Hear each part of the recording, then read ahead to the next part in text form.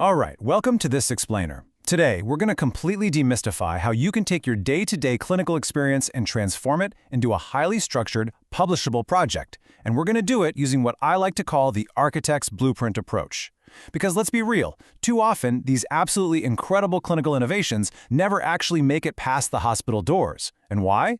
Usually it's because the process of framing them and writing them up just feels like this impenetrable academic maze. Well, today, we are going to change that.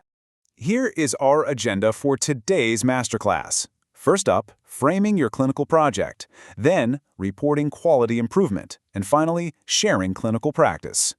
Kicking things off with Part 1, Framing Your Clinical Project, which is really about laying the foundation. Look, just like you wouldn't build a house without a blueprint, you definitely cannot build a clinical project without a guiding structure.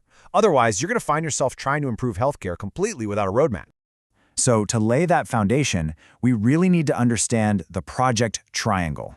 This is the concept that literally holds your entire clinical project together. The framework you choose forms the boundary lines of this triangle. It creates this cohesive, structured space where your ideas can actually take shape and, more importantly, be tested in reality. You've got your purpose, your methods, and your outcomes. The absolutely crucial thing here is that if your project loses its direction, these 3 points just kind of disconnect. You end up with 3 disjointed lines instead of a stable, cohesive structure. Your purpose has to align with your methods, and your methods have to logically lead right into your outcomes. A good framework guarantees that these 3 points stay connected, so you aren't out there measuring an outcome that has absolutely nothing to do with your original purpose. When you're choosing the scope of this framework, it's actually really helpful to think of it like a camera lens. You need the exact right focus so both the patient and the intervention are clearly visible in the picture. If your focus is way too broad, like, say, general patient education across an entire hospital system, you lose sight of the specific patient. But if it's too narrow, you might miss the vital environmental factors that are influencing that patient's care. You are always looking for that perfect middle ground. I know, it is incredibly easy to feel totally overwhelmed by all the academic rigidity out there. But I absolutely love this quote. Don't be weary of using a theory. It's such a great reminder that theories are really just organizing resources. They are meant to help your work, not hinder it. You don't have to invent a brand new theory, and you definitely don't need to pick the most obscure one you can find. You just need a practical tool to guide your project. And as you can see, you really do have plenty of options. Notice how you can match specific project topics right to potential theoretical frameworks.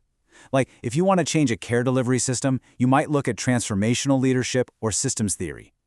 The secret sauce is just finding the one that naturally aligns with the specific problem you are trying to solve on the floor.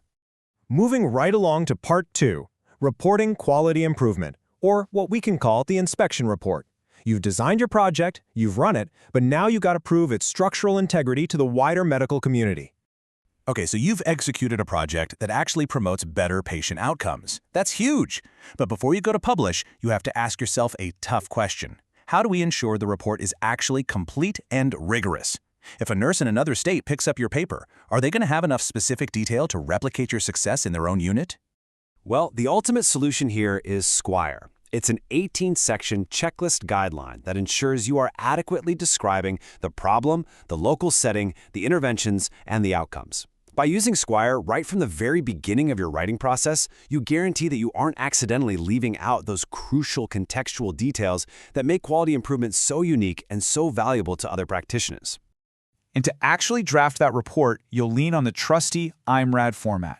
This naturally breaks your QI manuscript down into 4 really logical steps. First, an introduction of the local gap. Then, the methods of your intervention. Next, your results and timelines. And finally, a discussion of what those findings actually mean for the future. Now, here's what's actually really interesting about this. QI reports are totally different from standard research. Your readers need to know exactly how you implemented the change so they can reproduce it themselves. In a traditional research paper, your results might just be a bunch of statistics and p-values. But in quality improvement, your results have to tell the story of the implementation itself.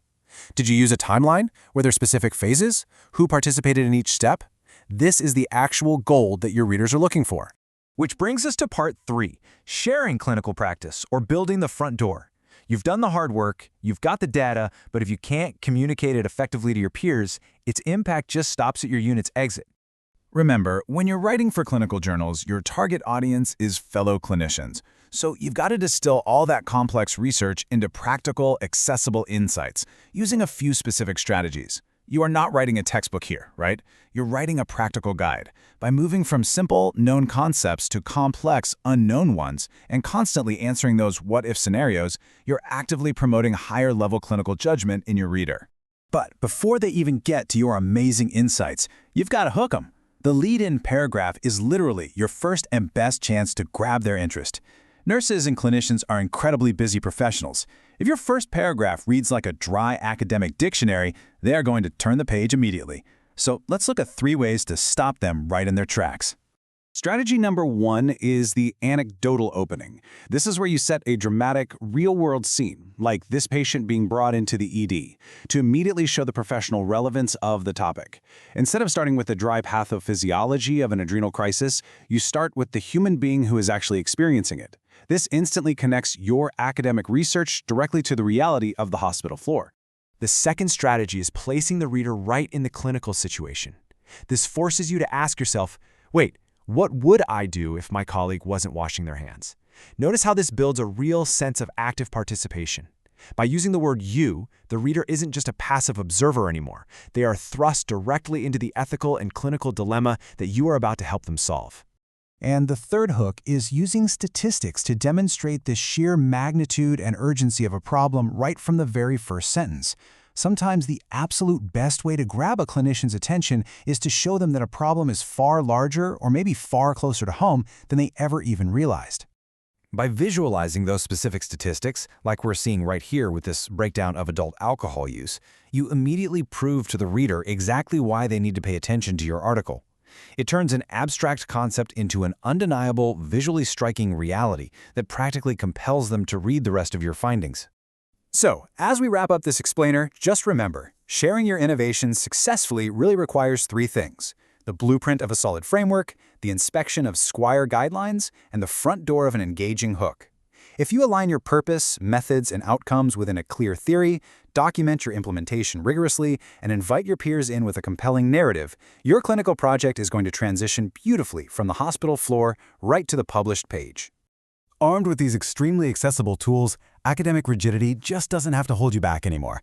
The only question left is, now that you have the blueprint, what incredible clinical innovation are you going to build and share with the world next? You've got the experience, you've got the ideas, and now you have the structure to make it happen. Thanks for hanging out with me for this explainer, and I honestly can't wait to see what you build.